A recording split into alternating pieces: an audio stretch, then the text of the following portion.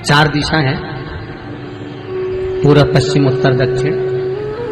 सबसे अच्छी दिशा कौन सी है? पूरब और पश्चिम को लोग मानते हैं, पूजन करने बैठते हैं तो कहाँ बैठते हैं? पूरब और पश्चिम में, ठीक है। पर शंकर उल्टे हैं, शिव उल्टे बैठे, इसलिए शिव आराधना कहाँ होती है? शंकर जी का जो जलाधारी है वो कहाँ है? उत्तर की ओर, उत्तर की ओर जलाधारी। शिव के भगत शंकर का पूजन करने बैठते हैं तो कहां बैठते हैं? दक्षिण की ओर। दक्षिण में भगत बैठता है, उत्तर की ओर जलाधारी रहती है। महाराज देखिए कितनी विचित्र लीला है। पंडित जी आपको पूजन करने बिठाएंगे तो कहेंगे पूरा पश्चिम में बैठो, पंडित जी अगर बिठाएंगे तो कहेंगे पूरा पश्चिम में बैठो। पर शंकर का अनुमोदन करने वाला, शिव का स्मरण करने वाला, शंकर की पूजन करने वाला, शंकर को जल चढ़ाने वाला, अगर वो पूरब में बैठकर चढ़ा रहा है, पश्चिम में बैठकर चढ़ा रहा है, उत्तर में बैठकर चढ़ा रहा है, उसका फल मात्र 25% है। और शंकर को अगर दक्षिण में बैठकर उत्तर की ओर मुख कर जल चढ़ा रहा है तो उसका पुण्य 1000% है महाराज। उसका पुण्य आनंद में प्राप्त हो जाता है, उसको कम नहीं हो सकता, वो बढ़ता, उसमें कमता नहीं बढ़ता।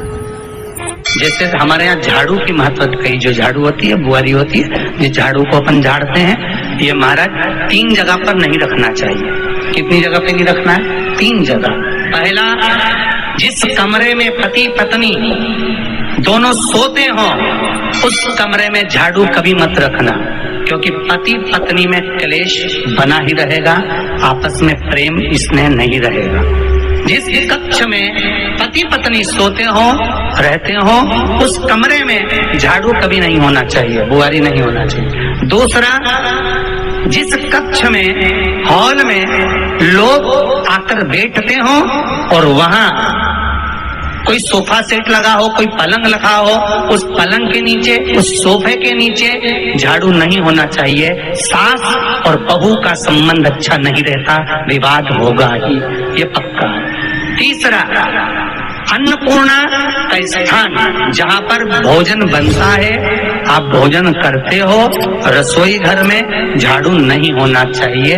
कारण, बच्चों में क्रोध आएगा, चिड़चिड़ प्रवृत्ति बनी रहेगी, और बेटा और बेटी संबंध आप करना चाहते हो समाज में, और बच्चे गलत जगह पर संबंध करने के लिए आतुर रहेंगे। इसलिए रसोई घर में बुआरी झाड़ू नहीं होना चाहिए। शाम को 4 बजे से लेकर 7 बजे के बीच में शंकर और पार्वती के भ्रमण का समय रहता है। मेरे देवाधिदेव महादेव माता पार्वती के भ्रमण का समय, भगवान शंकर पार्वती घूमने को निकल गए। इसलिए हमारा सनातन धर्म कहता है शाम के समय पर माताओं को झाड़ू नहीं लगाना चाहिए, शाम के समय पर माताओं को चूड़ी बिछिया नहीं बदलना चाहिए, शाम के समय पर माताओं को मांग में सिंदूरा नहीं भरना चाहिए, शाम के समय पर माताओं को बाल नहीं बांधना चाहिए, शाम के समय पर माताओं को चौखट पर नहीं बैठना चाहिए। उसका कारण क्या है? क्योंकि पार्वती जी ने भगवान भोलेनाथ जी से कहा था कि तुम मुझे रोज शाम के समय प्रदोष काल में भ्रमण के लिए लेकर जाते हो, मेरे लिए आज्ञा क्या है? शंकर भगवान ने कहा, सुनो पार्वती, मंदिर के अंदर नंदी रहता है, जाने वाला यात्री जब मंदिर में मेरा दर्शन करने आता है तो नंदी के कानों में कहकर जाता है कि शिव जी को मेरे यहाँ लेकर आना। मैं नंदी के अनुसार उनके घर जाता हूँ, मेरा काम है उनका कल्याण करना, और तेरा काम है उनके घर की नारी को अखंड सौभाग्यवती का घर प्रदान करना, ये तेरा काम। तब पार्वती माता ने कहा, अखंड सौभाग्यवती होने का वर मैं तो दे दूंगी, पर उस समय पर माताएं चूड़ी बदल रही होगी, हाथ से चूड़ी निकाल रही होगी, तो मैं वर कैसे दे सकती हूँ? मांग भर रही होगी तो मैं वर कैसे दे सकती हूँ? उस समय पर चूड़ी भिक्षिया बदला जा रहा होगा तो मैं वर कैसे दे सकती हूँ? उस समय पर झाड़ू लग रही होगी तो मैं लक्ष्मी को वहां कैसे भेज सकती हूँ? आप बताओ। तो शंकर भगवान ने कहा, प्रदोष का समय एक ऐसा समय होता है, शाम का समय ऐसा होता है जिस समय पर केवल शंकर और पार्वती की आराधना का समय होता है। हम तो कई लोगों से कहते हैं, अगर आपके यहाँ संपदा नहीं आ रही है, बहुत मेहनत कर रहे हो, फल नहीं मिल रहा, कहीं नौकरी, कहीं सर्विस या कहीं व्यापार या व्यवसाय में कहीं तकलीफ आ रही है, हम सबसे कहते हैं शाम का समय पकड़ लो, शंकर जी के मंदिर में दिया लगाना प्रारंभ करो। शिव मंदिर में अगर दिया नहीं लगा रहे हो तो बेलपत्री के पेड़ के नीचे दिया लगा। बेलपत्री और शंकर जी के मंदिर में दिया जाने लगा रहा था, शंकर जी के मंदिर के बाहर चौखट पर दिया लगा दिया। इतना भी नहीं कर सकते तो अपने घर के बाहर अपने द्वार पर दिया लगा दो और शंकर जी के नाम का श्री शिवाय नमस्तुभ्यं बोलकर शंकर भगवान को याद कर कर अपनी कामना कर कर बाबा का स्मरण कर कर पंचाक्षर मंत्र नमः शिवाय, षडाक्षर मंत्र ओम नमः शिवाय, द्वादशाक्षर मंत्र ओम नमो भगवते वासुदेवाय, जो मंत्र तुमको याद है उसका स्मरण कर कर लक्ष्मी हो चाहे नारायण हो चाहे राम हो चाहे कृष्ण हो स्मरण कर कर शाम के समय बाहर दिया लगा दो, दरवाजे के पास लगा दो, उस सुनेगा जरूर, आएगा उसका वेलकम जरूर होगा और वो कुछ देकर जरूर जाएगा। नियम तो बनाओ, उसकी चौखट पर जाकर करना पड़ा।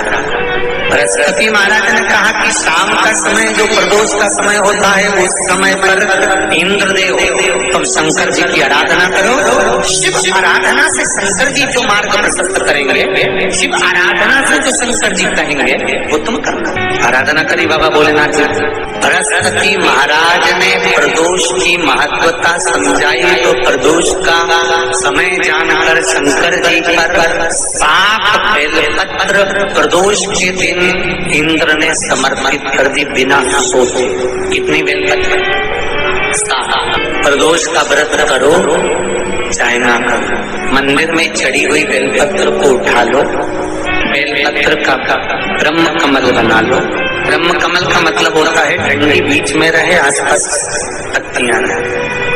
7 पत्ती का ब्रह्म कमल बनाकर, जैसे ये पत्तियां हैं एक जैसी रखी हुई हैं तो इसको फैलाइए, 7 पत्ती को आपस में फैलाकर ब्रह्म कमल बनाए। प्रदोष का व्रत करें ना करें, जरूरी नहीं है कि वृक्ष से ही पत्ती लेकर आओगे तो ही शंकर जी को चढ़ाओगे। शिव जी पे से चढ़ी हुई उठाकर धोकर ब्रह्म कमल बनाकर बाबा से विनय कर कर, हे प्रभु आज मैं इस काम के लिए जा रहा हूँ, बाबा मेरा यह कार्य है, बोलकर श्री शिवाय नमस्तुभ्यं बोलकर शिवलिंग पर समर्पित दिन भर के प्रदोष व्रत का फल बाबा एक बेलपत्र समर्पित करने पर ही प्रदान कर देता है। शिव दरिद्रता देवी कहती है, ये दरिद्रता और दुख कहाँ जाकर बैठेंगे, आप वर दीजिए।